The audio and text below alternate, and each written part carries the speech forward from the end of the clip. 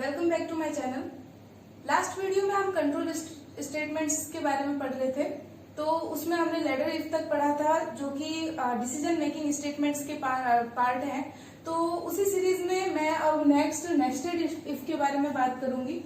तो nested if statement, if else statement आप लोगों ने देखा कि इफ एल्स में क्या होता है कि अगर कंडीशन ट्रू है तो हम उसके अंदर का ब्लॉक जो है ट्रू का ब्लॉक वो स्टेटमेंट एग्जीक्यूट करेंगे। अगर फॉल्स हो जाती है कंडीशन तो हम एल्स के बाद वाला स्टेटमेंट एग्जीक्यूट करेंगे। नेस्टेड का मतलब जानना इससे पहले जरूरी है कि नेस्टेड इफ क्या है। उससे पहले हमें नेस्टेड का मतलब जानना होगा। नेस्टेड का मतलब होता है एक में दूसरा, यानी एक इफ स्टेटमेंट के अंदर अगर दूसरा इफ स्टेटमेंट हो तो उसे ही नेस्टेड इफ स्टेटमेंट कहा जाएगा।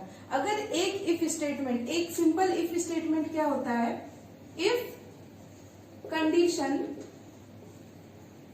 अगर कंडीशन ट्रू है तो यहां पर स्टेटमेंट 1 एग्जीक्यूट होगा, एल्स स्टेटमेंट 2 एग्जीक्यूट होगा। तो यहां पर एक में दूसरा इफ किस तरह से आएगा उसे आपको समझना होगा। एक इफ कंडीशन है, इसके बीच में जो ट्रू होने पर जो पार्ट है और फॉल्स होने पर जो पार्ट है, इसी के बीच में एक और इफ स्टेटमेंट अगर रख दूं, कंडीशन 2, इसमें भी स्टेटमेंट होंगे, इसका भी एल्स पार्ट होगा और इसमें भी स्टेटमेंट दूसरे होंगे। अब आपको सीधा सीधा ये समझ में आ जाना चाहिए, अगर ये कंडीशन ट्रू होती है तब हम इस ब्लॉक को एग्जीक्यूट करेंगे जो कि कंडीशन ट्रू होने पर होना था, और अगर कंडीशन फॉल्स होती है तो हम इस ब्लॉक को एग्जीक्यूट करेंगे। अगर ये कंडीशन ट्रू हुई तो हम इस ब्लॉक को छोड़ देंगे टोटली, और अगर ये कंडीशन हो जाती है फॉल्स तो हम इस ब्लॉक को टोटली छोड़ के सिर्फ इस स्टेटमेंट को रन करेंगे। यहां पर भी दूसरा इफ हो सकता है, यहां पर भी एक एल्स पार्ट के अंदर भी दूसरा पूरा if condition as it is इस तरह से हो सकता है। तो यहां पर समझने की बात यही थी कि एक इफ स्टेटमेंट जो कि हमारा यहां से लेकर के यहां तक वर्क कर रहा है, अगर हम इफ एल्स वाला लेंगे तो यहां भी और यहां भी ये पूरी तरह इस तरह वर्क कर रहा है। तो अगर ये कंडीशन हो जाती है ट्रू तब तो इस कंडीशन को चेक किया जाएगा। अगर यही कंडीशन हो जाती है फॉल्स तो हम डायरेक्ट एल्स पार्ट में आ जाएंगे। अगर ये कंडीशन ट्रू होती है तब स्टेटमेंट 1 एग्जीक्यूट होगा, अगर ये कंडीशन फॉल्स हो जाती है तो स्टेटमेंट 2 एग्जीक्यूट होगा। लेकिन ये स्टेटमेंट रन नहीं होगा। अगर ये कंडीशन ट्रू है तो इस स्टेटमेंट की बात ही नहीं आती है, और अगर ये कंडीशन ट्रू है तो स्टेटमेंट 1, ये कंडीशन फॉल्स है तो स्टेटमेंट 2। तो इस तरह से नेस्टेड इफ वर्क करता है। एक इफ के अंदर जब दूसरा इफ वर्क करता है, दूसरा इफ चलता है, तब उसे नेस्टेड इफ कहा जाता है। तो इसके लिए मैं एक फ्लो चार्ट बना देती हूँ जिससे आपको इजीली ये समझ में आ जाएगा कि ये किस तरह से वर्क कर रहा है। तो यहाँ मैंने एक फ्लो चार्ट बनाया है। इस फ्लो चार्ट को मैंने जो यहाँ पर मैंने सिंटैक्स दिया है नेस्टेड इफ के लिए, इस सिंटैक्स के अकॉर्डिंग ही ये फ्लो चार्ट बनाया है। तो इस फ्लो चार्ट से आपको समझ में आ जाएगा। यहाँ पर स्टार्ट होगा इफ ब्लॉक। इफ ब्लॉक में सबसे पहले कंडीशन चेक होगी। अगर कंडीशन होती है ट्रू तो कंडीशन सेकंड चेक होगी। इस कंडीशन के अंदर का ये पार्ट है और इस कंडीशन की फॉल्स होने पर ये पार्ट है। इट मीन्स ये इसका एल्स पार्ट है। अगर कंडीशन ट्रू होती है तो कंडीशन 2 चेक होगा। अगर ये कंडीशन 2 ट्रू होता है तो स्टेटमेंट 1 एग्जीक्यूट होगा। अगर ये कंडीशन 2 फॉल्स हो जाता है तो स्टेटमेंट 2 एग्जीक्यूट होगा, जहां जैसे कि यहाँ पर मैंने दे रखा है। अगर ये कंडीशन फॉल्स होती है तो ट्रू होती है तो उसके बाद में आगे का प्रोग्राम एज इट इज चलेगा। अगर फॉल्स हो जाती है तब S2 स्टेटमेंट रन होके आगे का प्रोग्राम एज इट इज चलेगा। लेकिन अगर यही मेन कंडीशन ही फॉल्स हो जाती है तो एल्स के बाद वाला जो फॉल्स का जो पार्ट है ये ये एग्जीक्यूट होगा और उसमें स्टेटमेंट 3 एग्जीक्यूट होके आगे का प्रोग्राम एज इट इज चलेगा। तो ये था नेस्टेड इफ कि किस तरह से ये वर्क करता है। अब इसी के साथ हम एक प्रोग्राम के थ्रू हम ये समझेंगे कि ये नेस्टेड इफ किस तरह से वर्क कर रहा है।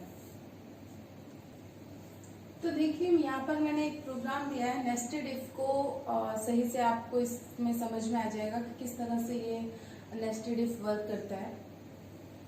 Write a program to find greatest number among 3 numbers. 3 number में से सबसे बड़ा नंबर कैलकुलेट करना है हमको। तो हम किस तरह से ये प्रोग्राम बनाएंगे। सबसे पहले हमने 3 वेरिएबल ले लिए जो कि 3 वैल्यूज को इनपुट लेगा। प्रिंट एफ एंटर 3 वैल्यूज, इस तरह से आउटपुट में लिखा हुआ आ जाएगा that enter 3 values.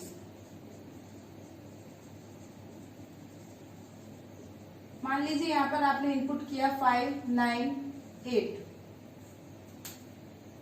If x greater than y, अगर x बड़ा है y से, अगर x बड़ा है y से, अगर ये कंडीशन ट्रू होती है, x की वैल्यू क्या है 5 है, y की वैल्यू 9 है, कंडीशन ये फॉल्स हो जाती है, डायरेक्ट एल्स पे आ जाएगा। y ग्रेटर देन z, क्या y बड़ा है z से? ऑफ कोर्स y बड़ा है z से, तो यहां पर प्रिंट हो जाएगा y इज ग्रेटर। किस तरह से ये वर्क हुआ देखना। x greater than y, condition हो गई फॉल्स। फॉल्स होते ही ये इस ब्लॉक को छोड़ देगा।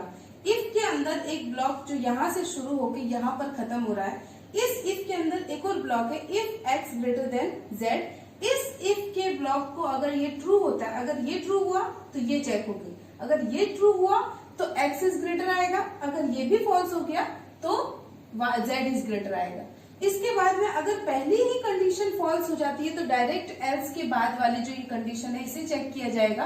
अगर ये ट्रू हुआ तो y इज ग्रेटर, अगर ये फॉल्स हुआ तो z इज ग्रेटर। अब कभी कभी स्टूडेंट्स में ये कंफ्यूजन आ जाती है कि x ग्रेटर देन y, अगर x y से बड़ा है और अगर ये कंडीशन ट्रू हो जाती है और x z से बड़ा नहीं है, अगर ये कंडीशन फॉल्स हो जाती है तो डायरेक्ट z इज ग्रेटर कैसे, y से कंपेयर नहीं हुआ तो ये किस तरह से वर्क कर रहा है।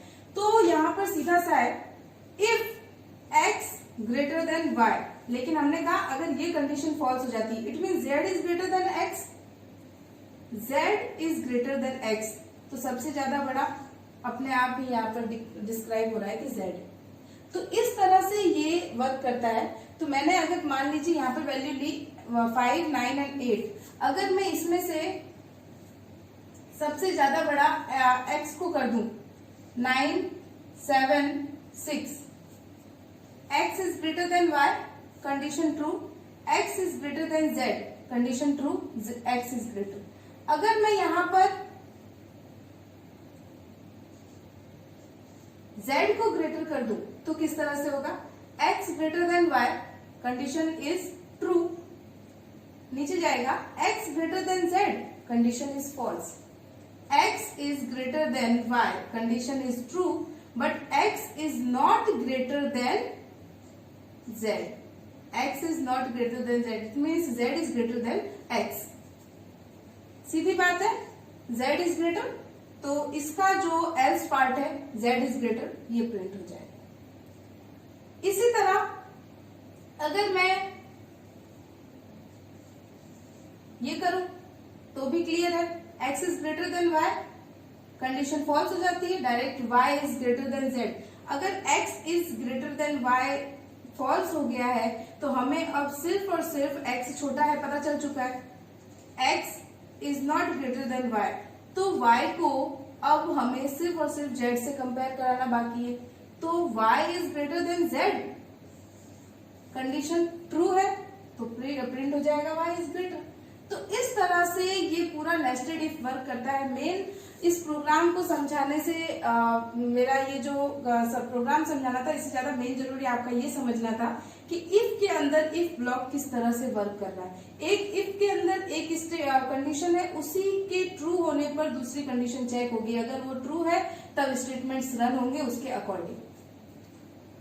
तो आज का हमारा ये नेस्टेड इफ का वीडियो यहीं पर खत्म होता है। इसके बाद में आपको ये वीडियो कैसा लगा हमें कमेंट में जरूर बताइए।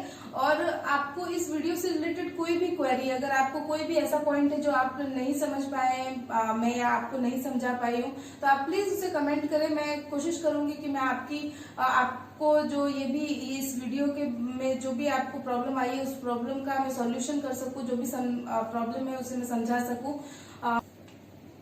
मेरे चैनल कंप्यूटर गोल्स को सब्सक्राइब कीजिए, वीडियो को लाइक कीजिए, शेयर कीजिए। Thank you so much.